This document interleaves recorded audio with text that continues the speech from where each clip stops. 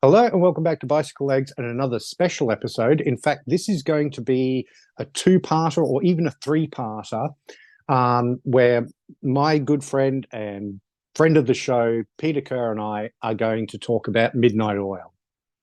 And when we were discussing this sort of through DMs, I floated the idea of just doing a studio albums ranked on Midnight Oil. And Peter quite rightly pointed out that this is too meaty a topic for that because we'd end up doing a 3-hour show.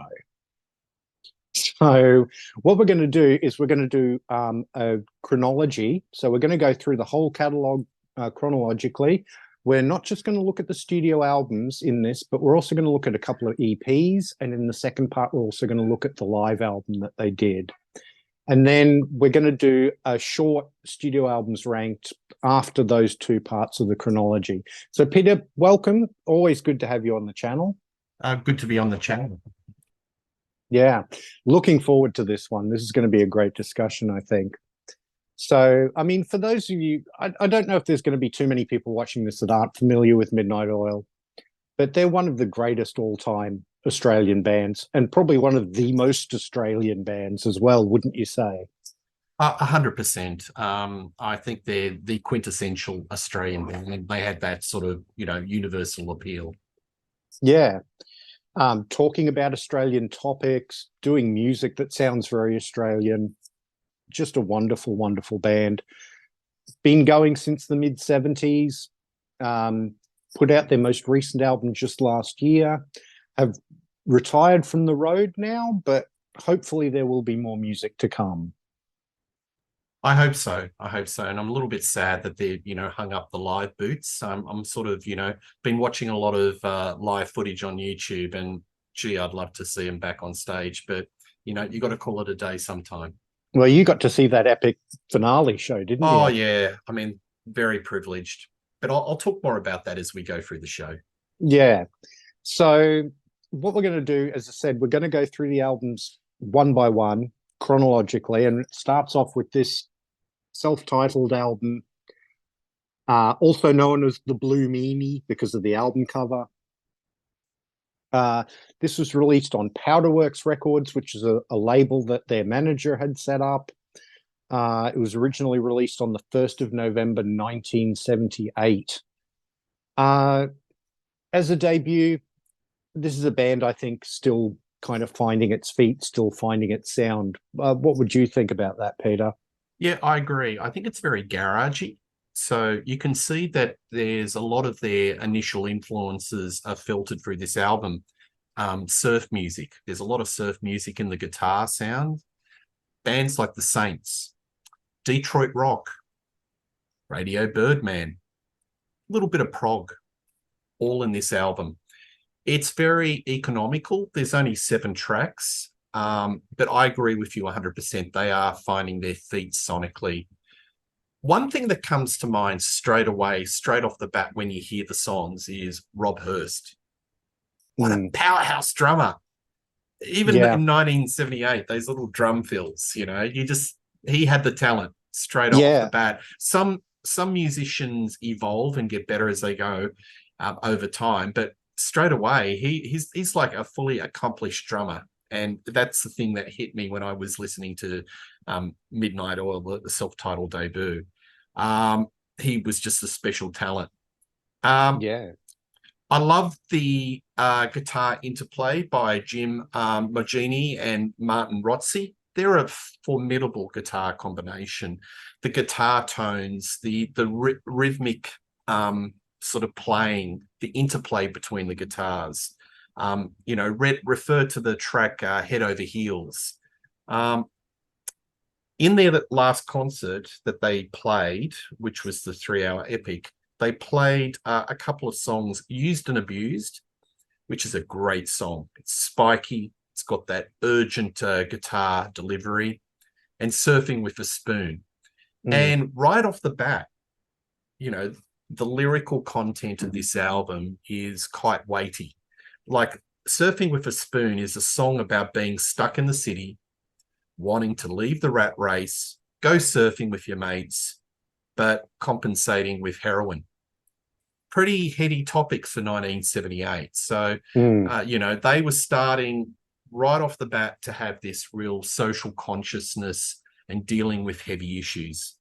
But Run by Night, that's a real, catchy lyrics, a memorable riff. It's economical, it's punchy, it's a band trying to find its own sound. But the word I would put is very garagey, very raw, and a very worthy start to the discography of Midnight Oil. What do Yeah, you think of it? absolutely. I think the one thing you were saying about Rob Hurst's drums, and they are technically very, very good on this album. He would never have to fight a worse production than this album, though, because the production on this album is very muddy. That's why I say garagey. Yeah, it's very muddy. His drums don't, like the punch that when you go and see Midnight Oil in concert, and you'll back me up on this, I don't think I've ever seen anybody hit the drums as hard as Rob Hurst does. He smacks the hell out of those things. No, I'd agree. But that doesn't quite come through on this production. Like his playing, you can hear all those lovely fills, as you were saying, but the actual sound is a bit. It doesn't have the punch that it would have on later albums. Yeah. But yeah, I mean, the two songs that most people would know on this album are "Run by Night," as you mentioned, and "Powderworks." I love the fact that this band announced itself with the very first song on its very first album, and the very first line of it is, "There's a shitstormer coming." And it's just like, how perfect is that? Yeah. No, I agree. But I mean, there's enough in this album to sort of give you a little bit of a window to what is to come. But it doesn't give you the full picture of the sonic exploration, the experimentation, the musical curiosity that was going to come in 10 years' time. Yeah. It's a worthy start, but it's very much anchored by its influences, your Birdman, the Saints, anything that was in the pub rock scene, either alternate or mainstream, like the previous 5 years. Yeah. I mean, you could even see a hint of sort of the artiness that was to come with a song like Nothing Lost, Nothing Gained. It's a slower song, it's a longer song, it's very atmospheric. Yeah. So that kind of points to where they would go. I don't know if they'd ever do a song quite like Nothing Lost, Nothing Gained again, but it definitely pointed to the fact this was more than just a garage rock band. Yeah, absolutely. It hit a credible number 43 in the Australian charts. And they were doing a lot of touring behind it on the East Coast. So they were starting to, get their sea legs, so to speak. But I think it's a fine debut. Not a great debut, but a fine debut. Yeah. Then they would follow that up with an album that I have to give a shout out to my best mate, Grant. Hi, Grant, if you're watching. This is his favorite Midnight Oil album of all time, and that is Head Injuries. Love the album cover. Makes a statement, doesn't it? It's great. And then the back, they're trashing the record company office. Love that. Again, released on Powderworks. Mine's actually a New Zealand pressing, and it's on a New Zealand Stun label. Right. Yeah. Interesting. Okay. Released in October of 1979, so just 11 months after the debut.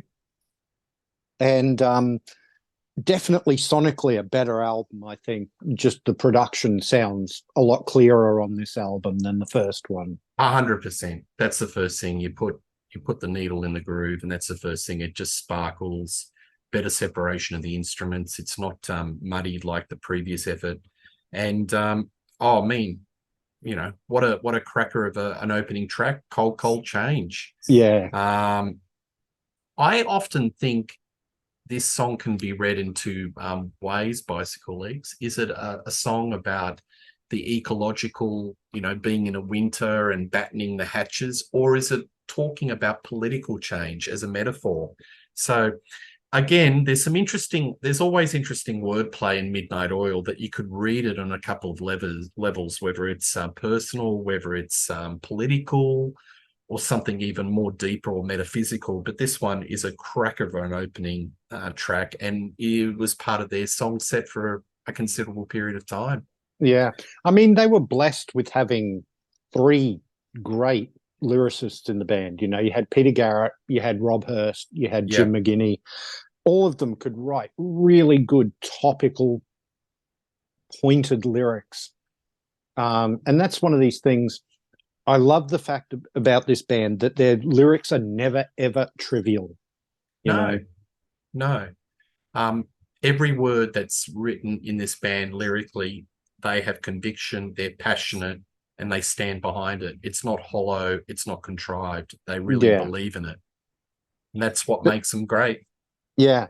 But then you've got like a song like Section 5, Buster Bondi, that just wonderful tumbling energy that music has. So, It's kind of like a punkish workout. I really like Mogini's keyboard work. Actually, his keyboard work all through this album. He's actually a little bit of an X factor on the keyboards. I love it. A little textural, adds a little bit more texture to, the four on the floor rock. But yeah, that's a absolutely. great song. Great song. And that would be a recurring theme through the rest of their catalog too, is his Yeah. keyboard work as well as his guitar playing. Back But on the borderline, oh yeah, Peter Garrett just sings with such urgency, meaning. It's almost an anthem. yeah, Melodic.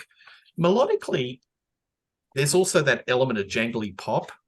So they go hard rock edge. Is it punk? Is it metal?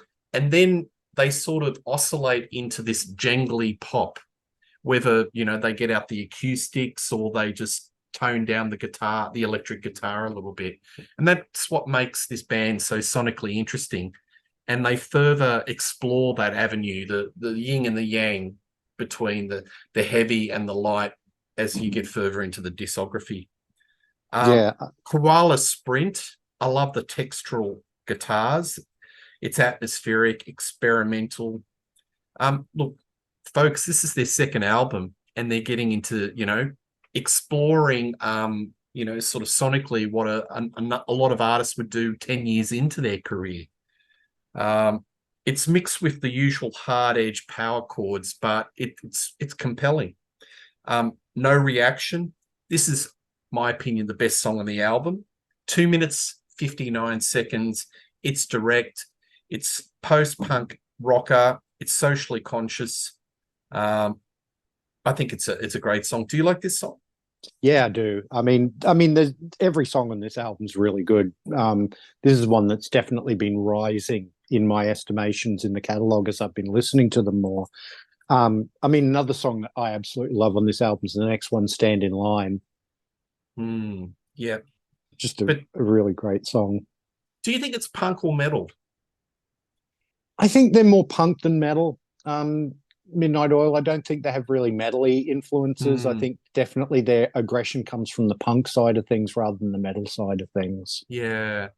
Well, I was reading a lot of historical reviews in the day, like your Ram magazine, your Juke magazines, just to get a little bit of context.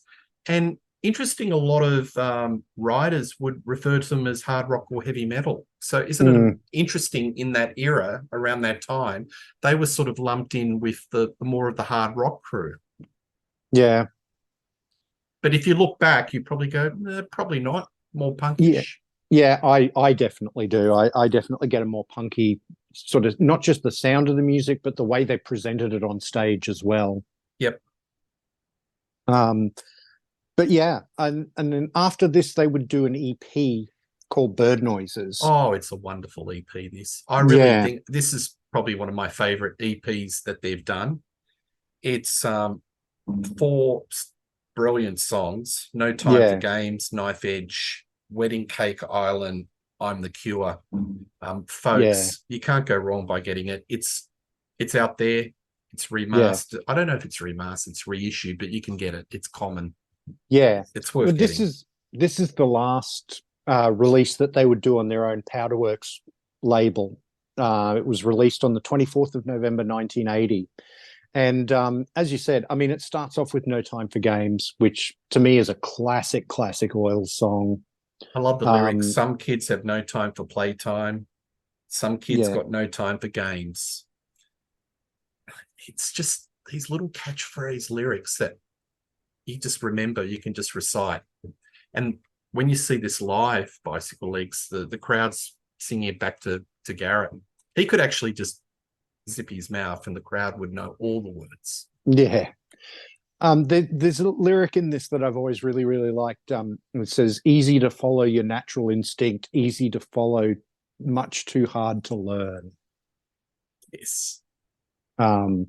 Just the idea that, you know, it's so much easier to stay in our little sort of echo chambers that we've been, you know, brought up in and not actually explore our thoughts and our beliefs and sort of evaluate whether they're really true or not.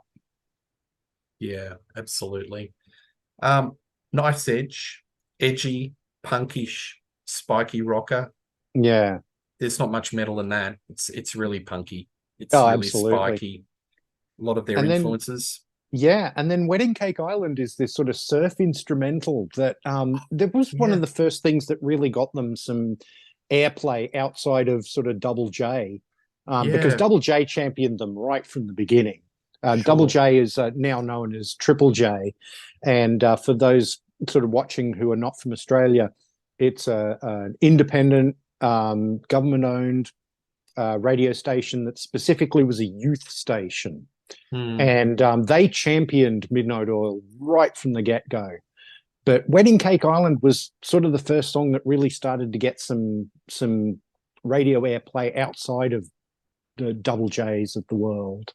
Yeah. Is there some theremin I can hear in this song?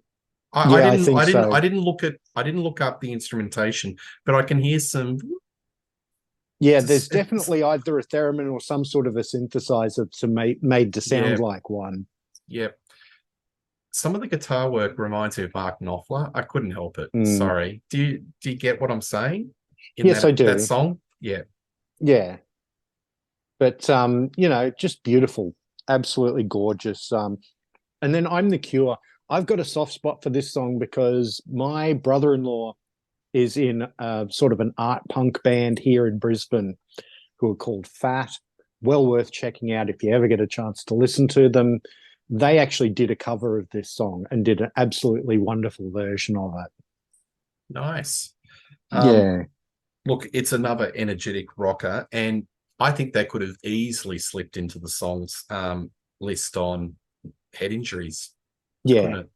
You could put that. I mean, do you know the background to this album? Is this offshoots of that session, or was it completely independent and standalone? I think they recorded them after Head Injuries, but they recorded it with the same producer, Leszek Karski, and you know, so it does have that same sort of sonic quality to it, I think, as a result of using the same producer. Absolutely. I'm the Q could easily go on Head Injuries.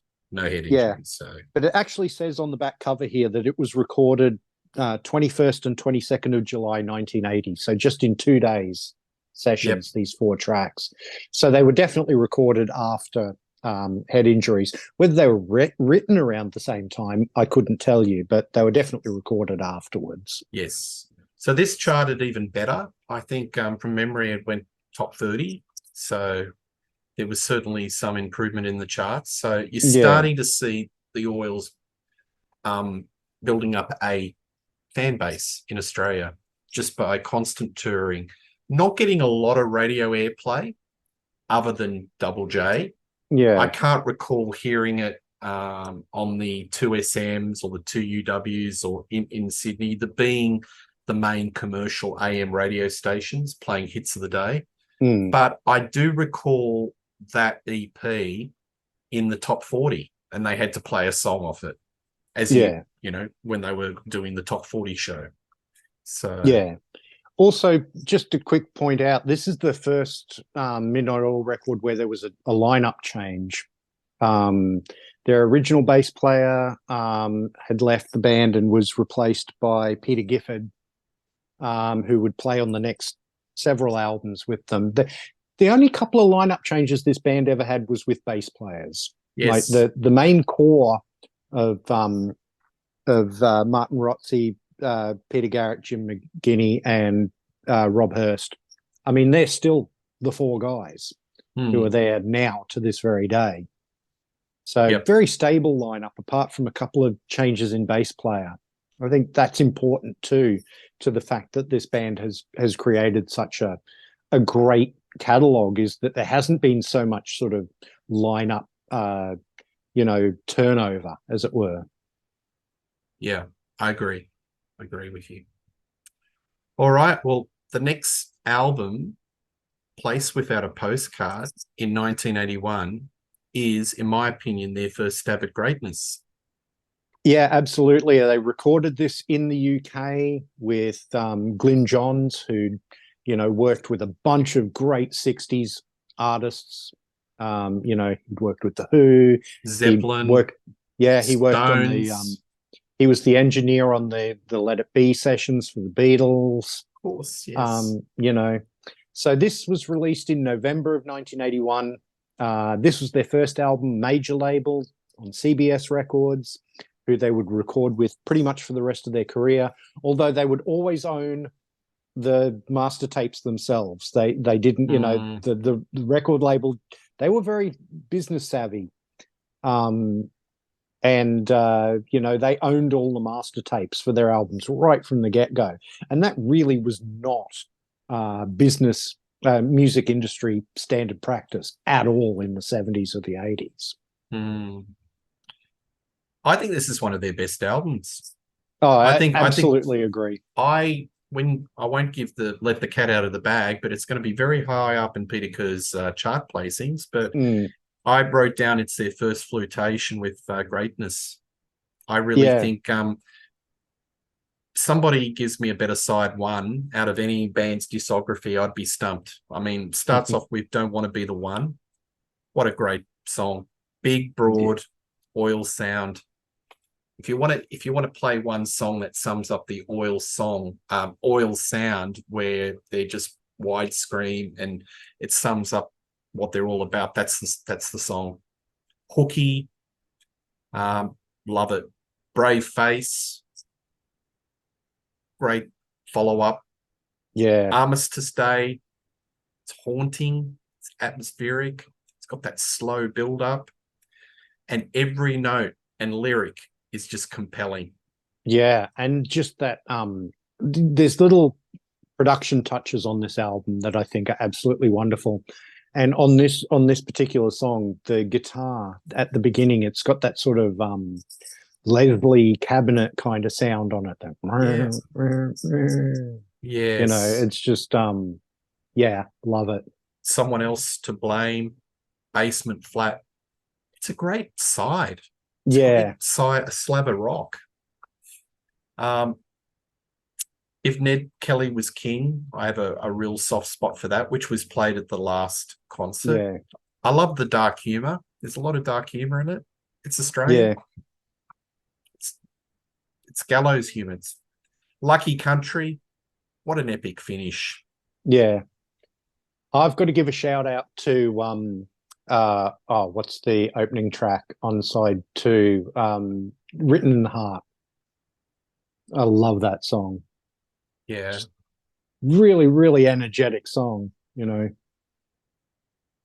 Yeah, I just think it's their first flirtation with absolute brilliance. And then they bring the tempo down for Bernie, and just really create this sort of dark and brooding track. With a dark and brooding lyric. And that's a favorite on this album for me too. I love the push and pull, the counterpoint between the acoustic and the electric. And it's prevalent on this album. And the next album, they really, really push that element right out to the floor.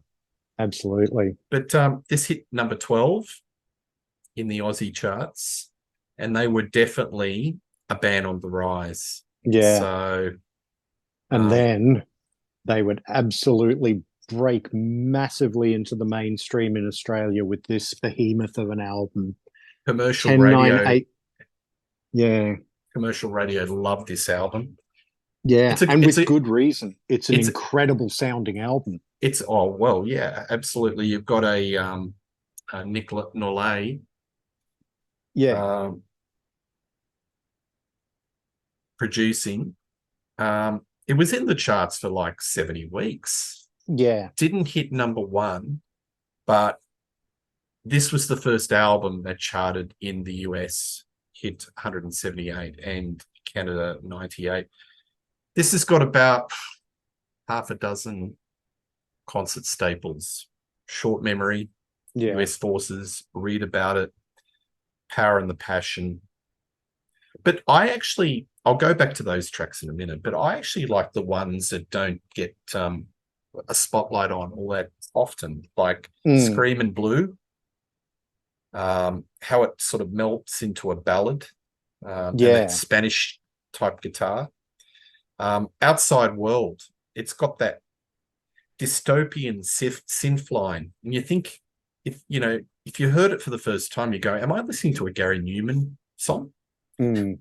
And you got Garrett with his minimalist spare delivery, incredibly haunting. But I'm going to put a little bit of a spotlight on some of the tracks that are not so well known, but are equally as good.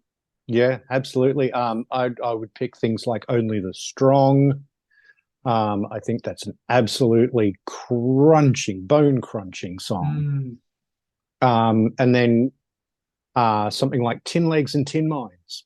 I think that's a really underrated song on this album. Maralinga. Yeah. I mean, talking about the nuclear testing that went out on Indigenous land without really notifying them that it was happening. Yeah. Was sort of their first real sort of discussion of Indigenous issues, which would definitely become more and more of a thing as their catalogue went on. But my favorite song, well, probably one of my favorite all-time oil songs, is Power and the Passion. I've covered it on my show, Rock Daydream Nation, as an essential Australian song that you must hear. I've done it in other shows.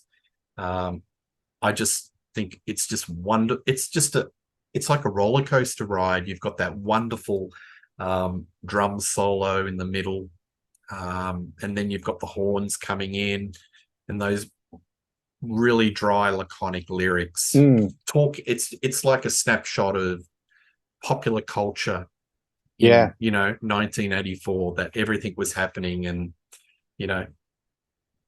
the lyrics have gone into Australian popular culture. I just think it's just a fantastic song, and that was I think their first top 10 hit.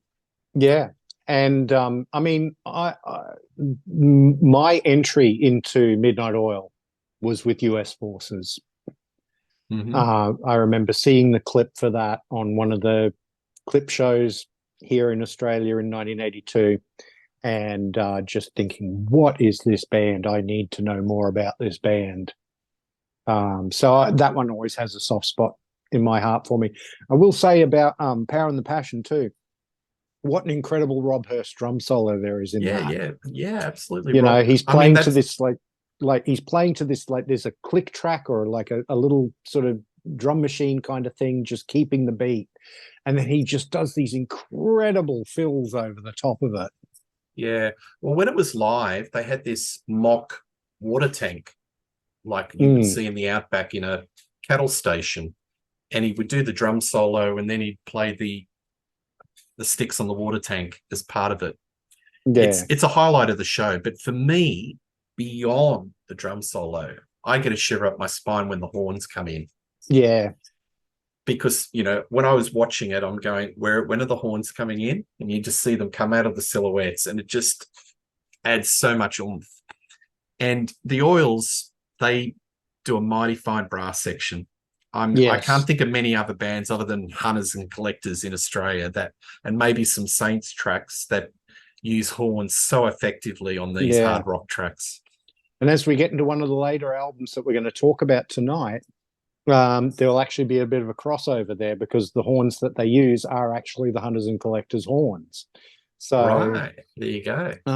so this 10, 9, 8, 7, 6, 5, 4, 3, 2, 1, or we just call it 10 to 1 to save time. That was released in November of 1982. It would take them nearly 2 years to put the next album out, and you can hear why when you listen to this album, because I think I'm fairly safe in saying this is musically the most experimental album that Midnight Oil ever did in their career, and that is Red Sails in the Sunset. Well, firstly, just put it up again, Mr. Bicycle Legs. It's a great album cover. Yeah, it's Um, basically Sydney Harbour after a nuclear attack. yeah, absolutely. Very stark. Look, this album, another Nick Launay production, is, you know, copped a bit of flack in the day, as being overproduced, very dated. It is very, there's a lot of studio trickery and Mm. there's a lot of money that's been spent. And they were actually at loggerheads with Columbia Records, because when Columbia Records heard the album, they said, go back to the studio. We want to, we don't hear a single, record a Mm. single. And them being very bloody single-minded said, no, stick it. Yeah. Well, And they'd the spent album just went out. months. They'd spent months and months on this album already. They recorded it in Japan, and I think I can understand why they told the record company where to get off when they said, "No, go and write us a single." Yeah, yeah. It's it's not an easy listen. It's a bit of a grower. Like when I first heard it, I got the cassette in the day. Um, I found it not as easily accessible as, say, 10 to 1. It took a little while. There's a couple of tracks that are, you get it straight away, but I think it's wildly experimental. There's a lot of synths, there's a lot of drum patterns, like a sort of computer drum patterns. Um, yeah, I still think the passion's still there, even with the studio trickery and the synth lines and it being very sort of electronic. You can still hear that there's good songwriting and Garrett's committed in his vocals. I Yeah. still think there's a lot of passion. I mean, it's got some of their greatest songs on this album, like, for example, Best of Both Worlds. Mm. That's a cracker of a song. Absolutely. I mean, you say times are tough. We've got the best of both worlds. That's part of pop culture, or part Mm. of, Midnight Oil mythology. When the Generals Talk was the first single. Yeah, and that was an interesting pick because Peter Garrett Yeah, doesn't sing the lead vocal on that. Rob Rob Hurst Hurst. does. Yeah. So what did you think of that song when you first heard it? I thought that was, I don't know if it actually appealed to me. Over time I've grown to like it, but I don't think I liked it when I first heard it. I actually did. I remember hearing it on the radio and thinking, well, this is very different, but I like it. And I still think it's a cracking song. My son's not huge into Midnight Oil, but he loves Yeah. that song. Yeah. So I've grown to like it now. Kosciuszko, yeah, that's just a wonderful anthem. And it's kind of emotional. It's moving, it's emotional. It's got a bit of a grandeur about it. yeah, Look, I tell you, Oils, when they do their anthems, they play with the big guys. Anything that a U2 or an REM, or who would be in that era? Simple Minds, Big Country. They yeah, could play with the big boys and be better, in yeah. my opinion. Absolutely. But then you've got some songs on here that I think are a little, as you said, they're not instant. They're not songs that you get straight away. They take a few listens. Things like Jimmy Sharman's Boxes, which again is a song about Indigenous people, particularly being exploited by boxing promoters to go out into the outback and do these fights where they would be, pitted against each other to literally beat each other half to death, and see none of the money from it. Yeah, look, and that's what I like about the Oils, these little stories that are kind of a footnote in our history. They bring it to the fore, and people can read the lyrics and learn about these parts, these events that have occurred in Australian history. Sonically, this is an interesting one because it uses the horns again. So Yeah, they do a little bit of a continuation from 10 to 1. The horns are back. You still got the yeah, acoustic little bits and bits. It's probably the least guitar orientated album of any of their discography. Would you agree? It's yeah, definitely the technology has taken over. absolutely. But on some of the songs, it absolutely works. And the one that I'm thinking of in particular is Sleep. That song is gorgeous, Hmm. absolutely gorgeous. And I don't think it would have worked as a guitar-based song. Yeah, you're probably right. Probably right.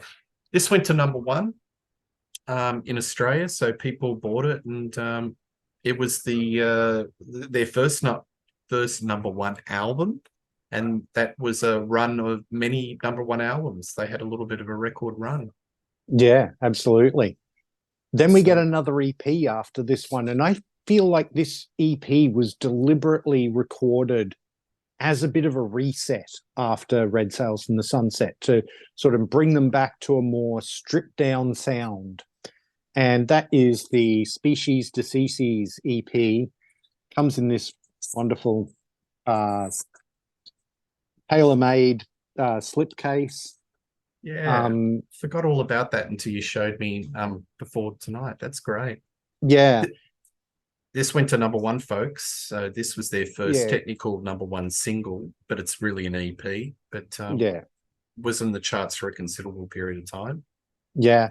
And, 4 songs on it again, and just 4 absolute bangers. Yeah, I think the strong song for me is Hercules, and the others Yeah. are kind of good.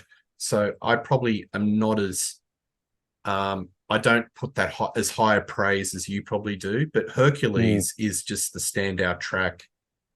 Garrett sings over this downbeat.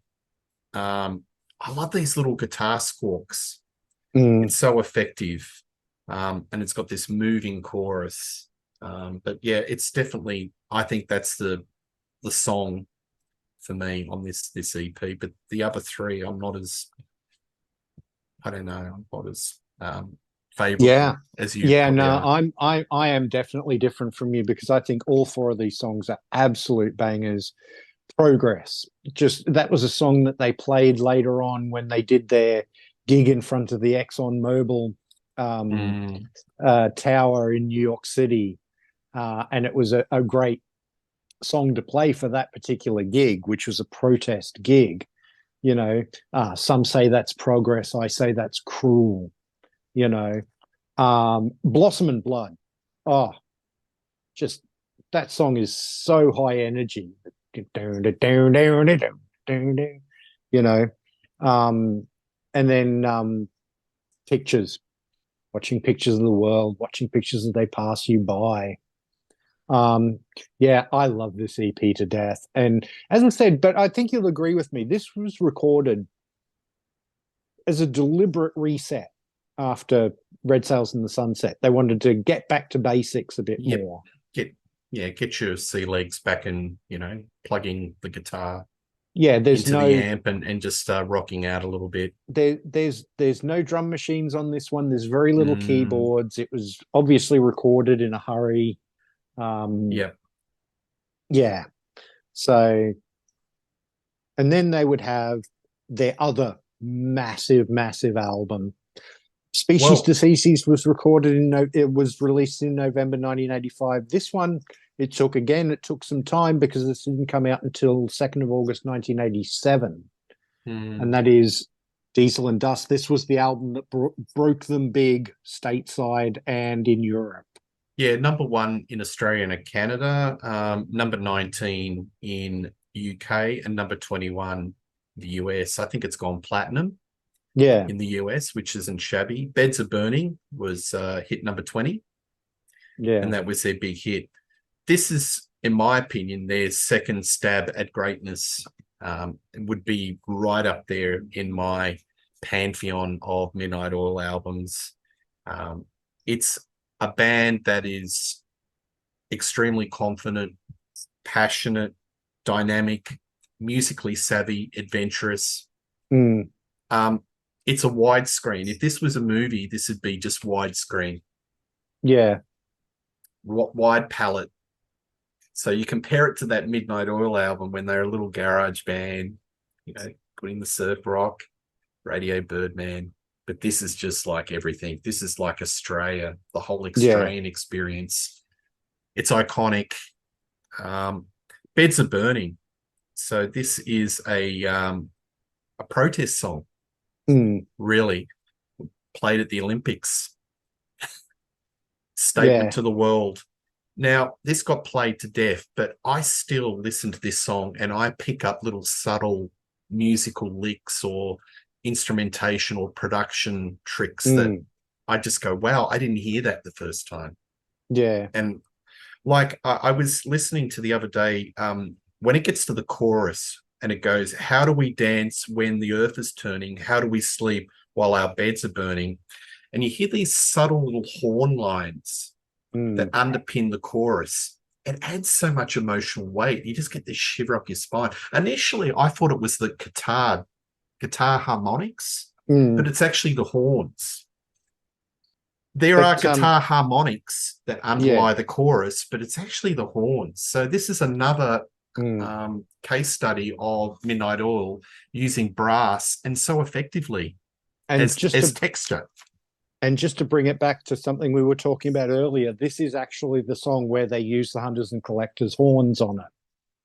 So, yeah, I mean, the one thing I'm going to say about this album, and it's not a diss, but it is, I think, a valid observation of this album, and I don't know whether you all agree with me or not, though. This one sounds a little more streamlined than some of their earlier albums. I think they're definitely going for a radio-friendly sound on this album. And I think it worked. I think it's their Joshua Tree. Yeah. So if you were going to, I don't like comparing bands, but if you were going to do a trajectory of like U2 and Midnight Oil, this is their Joshua Tree. It's their commercial breakthrough. If it's got a sound that breaks through to the masses, that means it validates it's a bloody good piece of art. It doesn't necessarily devalue it because it's not as punkish as what it used to be. It's just that they've honed their craft, that it's appealed to everybody, and that's not necessarily a bad thing. But the passion's still there. They've still got the anger. They've still got the fire in the belly. Like put absolutely. down that weapon, that minimalist riff, and as it goes more and more into the song, Garrett is talking. And he's actually pleading, put down that weapon. He's kind of crooning in this really rich lower register, but you listen to it, and it just makes it compelling. So all the way through this, there's just fire in the belly. And the lyric is put down that weapon or we'll all be gone. Yeah. Dreamworld, I think, great. That's a song they still played in concert for ages and ages. Jangle pop. Yeah. Do you think that's like power pop or jangle pop, isn't it? Yeah, absolutely. But then they would go, do atmospheric tracks like Arctic World, and Sell My Soul. Those songs were, a little more laid back. Well, not laid back is not the right word, but they're more atmospheric. They're slower songs. They're slow burn songs.